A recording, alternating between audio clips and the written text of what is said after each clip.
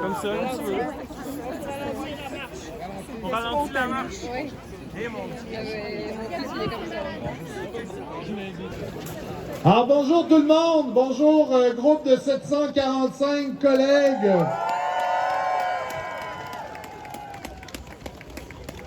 Alors c'est une première pour beaucoup d'entre nous. La dernière grève des collègues remontait à 2008. Et donc une grève l'hiver, ça vient avec plein de contingences. Comme vous avez vu qu'on a été capable de se trouver un stage de fortune. Alors, si jamais je devais tomber et me fracturer quelque chose, il y a des gens qui vont me relayer pour le discours. Alors, merci beaucoup d'avoir été là. On a besoin de cette mobilisation-là. Depuis l'Assemblée générale du 20 janvier, les choses ont commencé à bouger à la table et il faut continuer à accentuer la pression.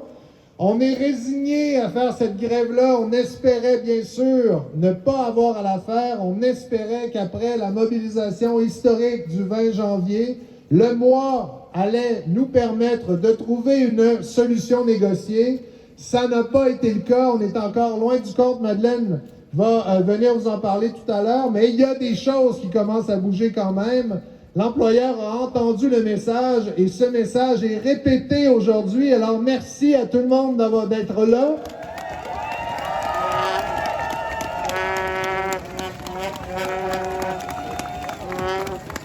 On m'a dit d'ailleurs qu'on a plusieurs déclarations de solidarité.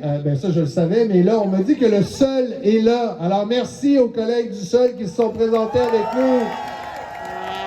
C'est un soutien vraiment important. On a, vous le savez, plusieurs associations étudiantes également qui ont adopté des déclarations de soutien. On a même une déclaration de grève en soutien au SPUL qui a été votée par les étudiants en sociologie. Alors, ça montre par mille, je crois, que la nature des revendications et les problèmes qu'on essaie de régler dans le cadre de cette négociation-là affectent l'entièreté de la communauté universitaire. Alors, il ne faut pas lâcher, ce sont des problèmes importants. Les solutions qu'on a amenées à la table, elles sont raisonnables, elles sont réalistes, elles sont faciles pour la plupart d'entre elles à mettre en application. Alors, notre comité négo ne va pas lâcher et votre soutien montre, je me crois à l'employeur, qu'on n'entend pas lâcher, c'est très, très précieux. Donc, je le disais, on n'avait pas envie de faire la grève, mais tant qu'à la faire, on va bien la faire.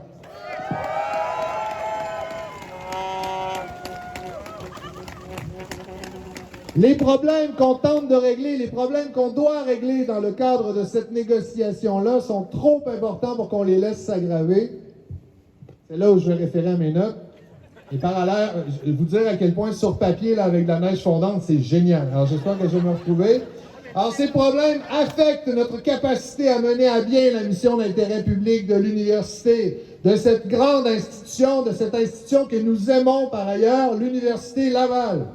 Ils affectent notre capacité à donner le meilleur de nous-mêmes aux étudiantes et aux étudiants avec qui nous travaillons quotidiennement, autant en recherche qu'en enseignement. Ils nous mènent, ces problèmes, à l'épuisement, non pas parce que nous sommes des passionnés, qu'on n'est pas capable d'arrêter, puis c'est notre faute, puis il faut apprendre à dire non, et toute cette rhétorique culpabilisante, mais parce qu'il y a un problème important d'organisation du travail qu'il faut régler dans le cadre de l'actuelle négociation.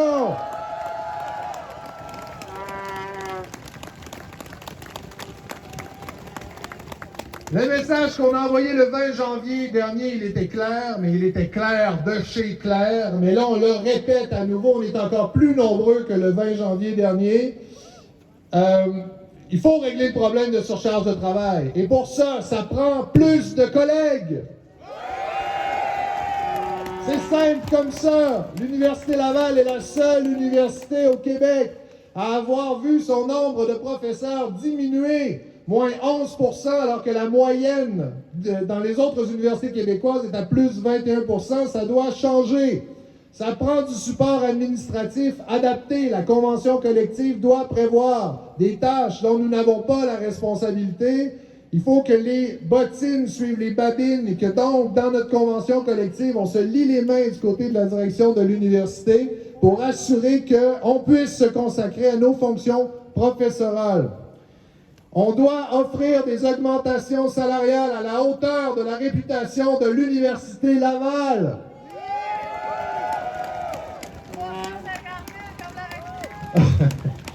Alors, il y a deux lignes pour ça, bien sûr. Je n'ai pas besoin de vous parler de l'inflation. Ça, c'est la base, mais également le rattrapage salarial par rapport au U15. C'est formidable de se comparer au U15 et on fait vraiment très, très bien par ailleurs. On est 6e, je crois, sur la performance en recherche dans le groupe des 15 universités canadiennes les plus performantes. Et quand on regarde le salaire, on n'est même pas sur le graphique tellement on est en queue de peloton. Alors, c'est un problème important qu'il faut absolument régler. Il faut également protéger et renforcer le principe de direction collégiale de l'université.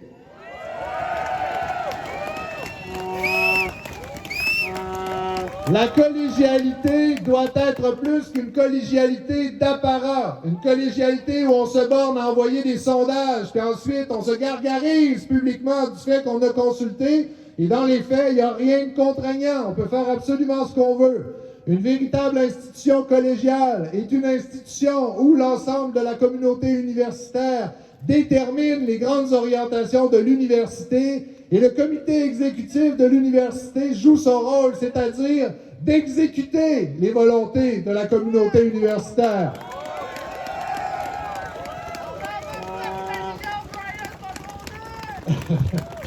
Les profs, les chargés de cours, les étudiants, les professionnels de recherche, le personnel de soutien, c'est l'Université Laval. L'Université Laval, ce n'est pas sa direction, c'est la communauté universitaire.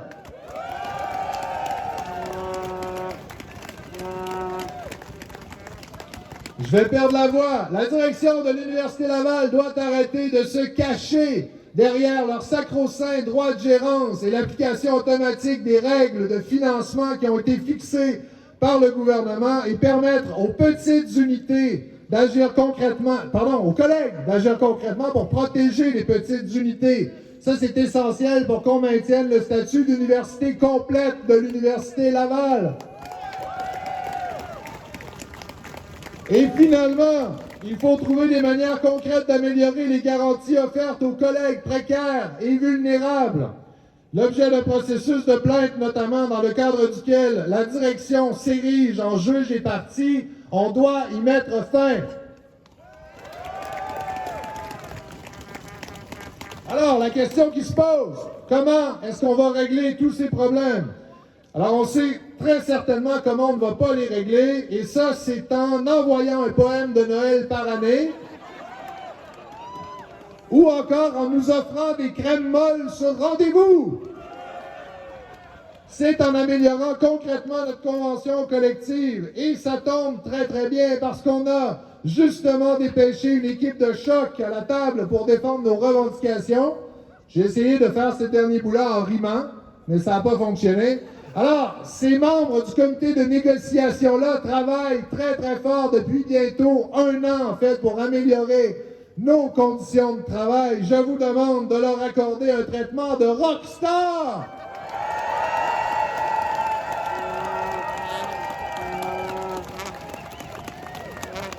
Alors, j'annonce tout de suite que je vais commencer la présentation des membres du comité de négociation par la porte-parole parce qu'elle va venir vous adresser quelques mots en essayant de ne pas se casser la gueule comme moi sur le petit escabeau. Alors d'abord, en ordre alphabétique, Maxime Coulombe de Sciences historiques.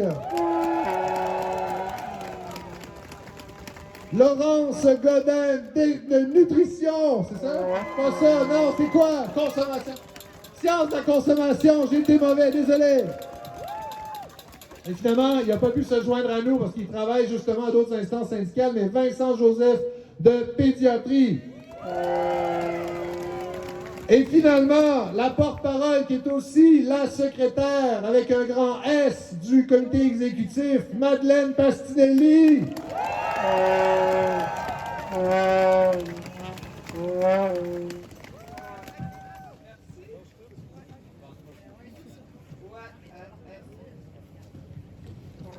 Alors? Mais montez pas, là.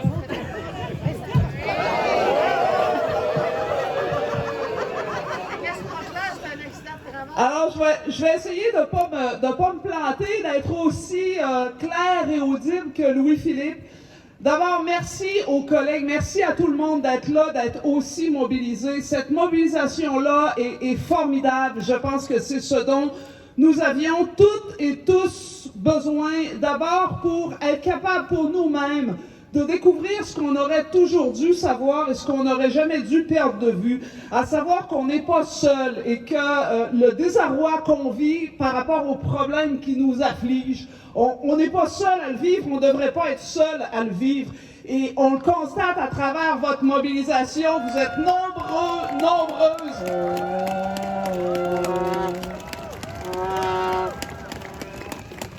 Et je pense que ce que la mobilisation nous permet de comprendre, c'est que on est effectivement capable d'apprendre à dire non, mais d'apprendre à dire non collectivement et pas tout seul, chacun de son côté.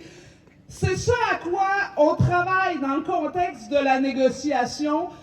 Le vote du 20 janvier dernier a eu un effet absolument extraordinaire sur les négociations. Ça a réellement changé notre quotidien à la table de négo, si je puis dire.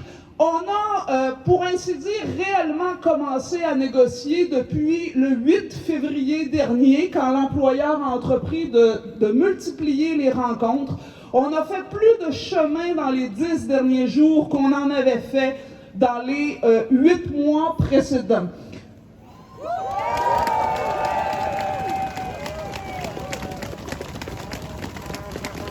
On a assurément des bonnes nouvelles pour vous.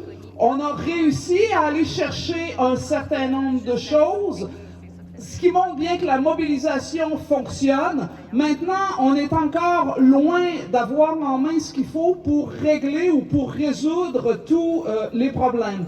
Sur la question de la surcharge de travail, on a toujours considéré en fait que c'est un problème à deux volets. Louis-Philippe le disait, il faut plus de collègues, mais avoir simplement plus de collègues, si la convention ne change pas et demeure telle qu'elle est, ça ne suffit pas pour résoudre les problèmes parce que les nouveaux collègues qu'on pourrait recruter risqueraient d'être surchargés à leur tour avec nous. Et donc, il faut à la fois améliorer la convention et recruter plus de collègues. On a fait un bout de chemin, non pas sur le recrutement de davantage de collègues, mais sur l'amélioration de la convention. Je peux d'ores et déjà vous annoncer que désormais nos charges de travail devront non seulement être équitables, mais qu'elles devront également être raisonnables.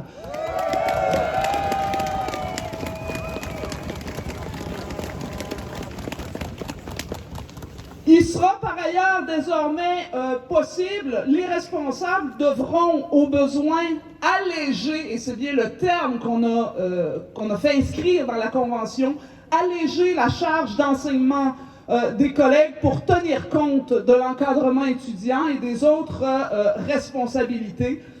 Les charges de travail devront également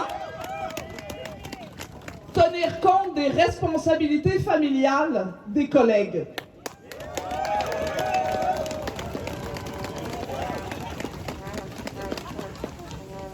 Parmi les autres bonnes nouvelles, on a également réussi à conventionner enfin une liste de tâches pour lesquelles l'employeur devra offrir du soutien aux professeurs. Donc la liste de tâches qui était dans le cahier des charges, elle n'y est pas intégralement, mais il y en a une bonne partie qui sera dans la convention. Désormais, par ailleurs, l'université deviendra responsable de s'occuper des accommodements pour les étudiants. Ce sera plus, en fait, on a retourné l'article sur les accommodements étudiants. C'est désormais l'employeur et non plus les professeurs qui sont responsables des accommodements étudiants.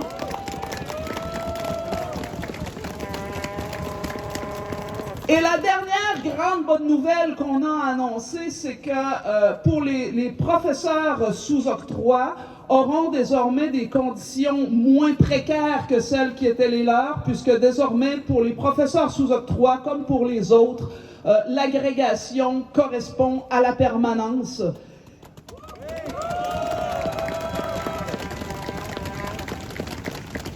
Tout ça, ce sont des gains qu'on a obtenus dans les 10 derniers jours, parce que jusqu'au 8 février dernier, jusqu'à avant, en fait, contre le vote de grève, on se faisait dire non à toutes ces demandes, à toutes ces solutions qu'on proposait. Or, ce qu'il faut dire, c'est que ces solutions, pour l'essentiel, elles ne coûtent pas grand-chose. Et elle ne bouleverse pas non plus l'ordre des rapports, la place des professeurs dans les structures décisionnelles à l'université. Donc, de notre point de vue, ça ne représente pas de réel gain au plan de la collégialité. Et ce sont des gains qui ne coûtent rien. Et donc, on est très content, mais on se dit l'employeur aurait pu nous donner ça dès le 2 septembre dernier, quand on s'est assis à la table de négociation. S'ils avaient eu une position bienveillante et qu'ils avaient été prêts à entendre les problèmes qu'on présentait et les solutions qu'on proposait, on aurait dû obtenir tout ça d'entrée de jeu dès le début des négociations. Maintenant, au point où on en est, en fait, ce qui reste à aller chercher, ce sont certainement les morceaux les plus importants et peut-être aussi les plus difficiles à aller chercher. Tout ce qui concerne la collégialité et tout ce qui a un coût, en fait, sur le budget pour l'administration, à savoir le rehaussement du plancher d'emploi, le redressement salarial qu'on demande, mais également donc tout ce qui concerne, tout ce qui implique de bouleverser les rapports de pouvoir ou de redonner aux professeurs la place qui aurait toujours dû être la leur dans la structure collégiale, également tout ce qui concerne la liberté académique. Et donc, en fait, la mobilisation, elle a porté fruit jusqu'ici, mais on a encore besoin des collègues, on a besoin de vous et de votre appui, d'un appui important, parce qu'on sait que les éléments qui sont à négocier, ce qui est sur la table et ce pourquoi on se bat sera assurément ce qui sera le plus difficile à aller chercher et en même temps qui est le plus important pour nous et le plus susceptible de nous permettre d'améliorer nos conditions de travail. Donc, merci à tout le monde d'être là, d'être derrière nous. C'est formidable votre appui parce que ça rend les négociations beaucoup plus, sans dire facile, en tout cas c'est nettement moins pénible. Le ton a changé à la table. Sachez que, comment dire, on nous traite un peu mieux. Nos vis-à-vis patronaux ont arrêté d'arriver en retard à toutes nos séances avec les mains dans les poches, en arrivant comme si de rien n'était, sans s'excuser d'être en retard. On a même réussi à obtenir qu'ils nous disent bonjour en arrivant quand on commence nos séances de négo. Avant la mobilisation, on n'avait jamais réussi à obtenir ça et donc ça améliore concrètement le travail qu'on a à faire à la table de négociation. Mais maintenant, on a encore besoin de vous pour aller chercher les autres morceaux qui sont les plus importants. Alors merci et surtout, lâchez pas et restez derrière nous, on a besoin de votre appui.